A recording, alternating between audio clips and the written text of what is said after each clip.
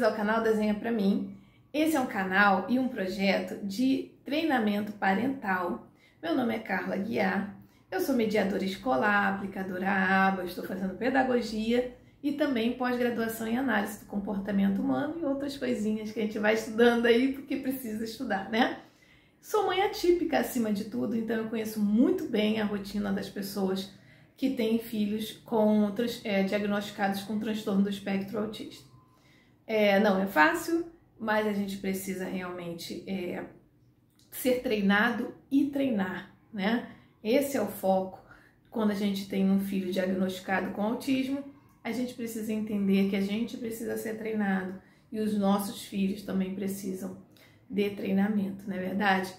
Antes de eu começar o assunto de hoje, eu quero te pedir para que você deixe o seu like, compartilhe esse vídeo com as pessoas que você conhece, para chegar até as famílias que realmente precisam. Tem muitas pessoas precisando dessas informações, porque muitas das vezes são passadas de formas muito confusas e muitas famílias não entendem. O objetivo do nosso canal é facilitar esse entendimento, sem fazer com que a coisa fique muito simplista, né? Mas ensinando de uma forma que todo mundo possa aprender, né?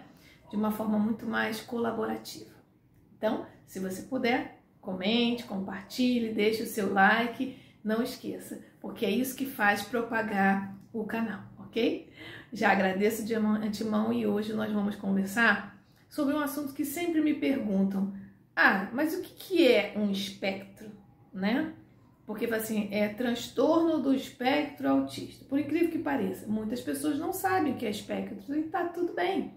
Um espectro de cor, por exemplo, é um espectro que uma cor amarela, por exemplo, tem a cor amarela mais clara até mais escura. Então, toda essa linha que vai da clara até escura é um espectro de cor, é o espectro do amarelo. Mesma coisa acontece para o rosa, para o vermelho, a gente vai do vermelho mais claro até o vermelho mais escuro. Então, esse é um espectro de cor. Quando a gente fala de espectro do autismo, não é uma linha reta assim. É algo como isso daqui, que eu não sei se vai conseguir ver direito no vídeo, tá? Tá vendo os espectros de cor, né? Em cada área que tem por aqui? Então, quando a gente fala espectro, uma pessoa com autismo que foi diagnosticada lá com transtorno do espectro autista, ela não necessariamente vai ter sempre as mesmas características. Pode ser que ela tenha mais aqui, menos aqui, entendeu? Isso vai variar. E às vezes uma dificuldade muito grande em outras, quer dizer, quanto mais esse espectro estiver preenchido, mais dificuldade essa pessoa tem nessa área de aprendizagem.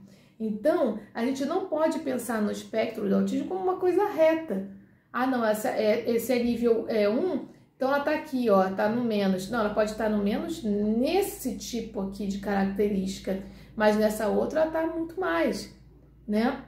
Então, a gente usa esses níveis de suporte para facilitar o entendimento do tratamento, para poder viabilizar também o tratamento. Então, vou até botar um óculos aqui para poder enxergar melhor, porque eu já estou chegando nos 50, tem coisa que não dá mais para ler não, gente. Então, vamos lá.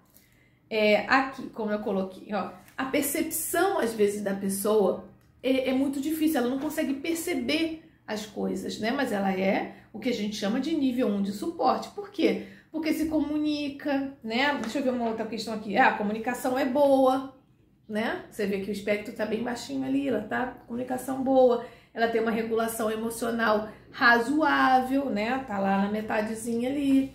Então, ela tem diferenças sociais, ela consegue entender um pouco melhor, mas na percepção ela tem um nível de muita dificuldade.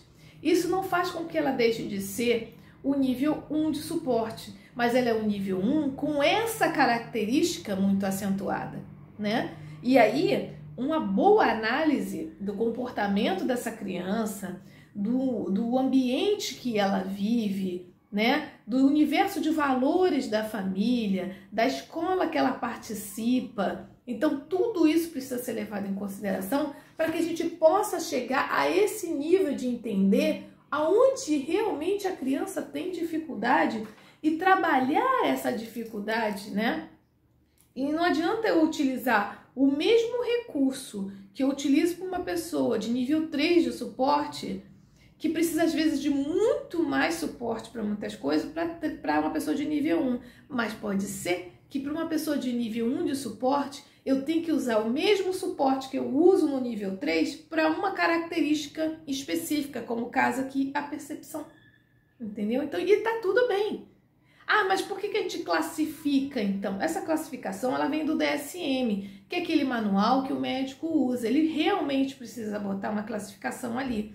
Mas não necessariamente aquela classificação não vai mudar, né? Ela pode estar lá no nível 3 de suporte, de treinamento, com vários treinamentos, a pessoa passar do 3 para o 1. Que tem muitos casos na internet que acontecem isso. O meu filho, por exemplo, até hoje tem nível 2 de suporte para algumas coisas. Mas a maioria deles é nível 1. Mas quando eu comecei, ele estava quase no nível 3, que na época nem era nível 3, que era severo, né? Era outra nomenclatura. Então, assim, quando a gente fala dessas nomenclaturas, eu até falo para os pais, não se liga muito nisso, não, porque isso é uma padronização que a gente tem que ter. Mas pessoas não são padronizadas, né? No geral, as pessoas não são padronizadas e têm características diferentes. E por elas terem características diferentes, a gente tem que fazer tratamentos específicos e individualizados. Lógico que a gente não consegue com muitos profissionais, eu sei disso, mas dentro de casa a gente consegue fazer muita coisa se a gente abrir a nossa mente e entender como de fato o autismo funciona, né? E para o nosso filho, o funcionamento do autismo pode ser totalmente diferente do funcionamento do autismo do nosso coleguinha do lado. Por isso que a gente não deve comparar, a gente deve analisar assim como profissional, né? Como pai, como mãe, a gente não julga, a gente simplesmente pede para procurar lá um profissional que possa analisar melhor esse comportamento ou essas características, né? Que às vezes não está sendo bem acompanhado, e daí tem todas aquelas questões. Agora, como profissional, a gente tem que ter essa sensibilidade de entender, né, que as pessoas são diferentes mesmo, que as características são diferentes, que a forma de lidar com aquela pessoa é diferente, que o treinamento tem que ser modificado e por aí vai. Então, assim, é muito mais complexo do que realmente parece. Então, eu não vou dar aqui uma fórmula de bolo, mas eu vou dizer para vocês que em todos os casos, o que realmente precisa é dar autonomia. Quanto mais autonomia você der, melhor essa pessoa se sente, mais empoderada e mais ela consegue fazer também. Isso não quer dizer que é a cura do autismo, não é isso. Eu estou dizendo para você que você está dando qualidade de vida para o indivíduo, seu filho, seu familiar e para você, que também precisa disso, ok? Então, desde já eu quero agradecer todo o apoio que tem dado lá no Instagram, aqui no canal do YouTube. Muito obrigado pelas visualizações e eu espero que esse vídeo possa chegar às pessoas que realmente precisam, que têm dúvida a respeito do espectro autista, ok? Então, um abraço, até a próxima!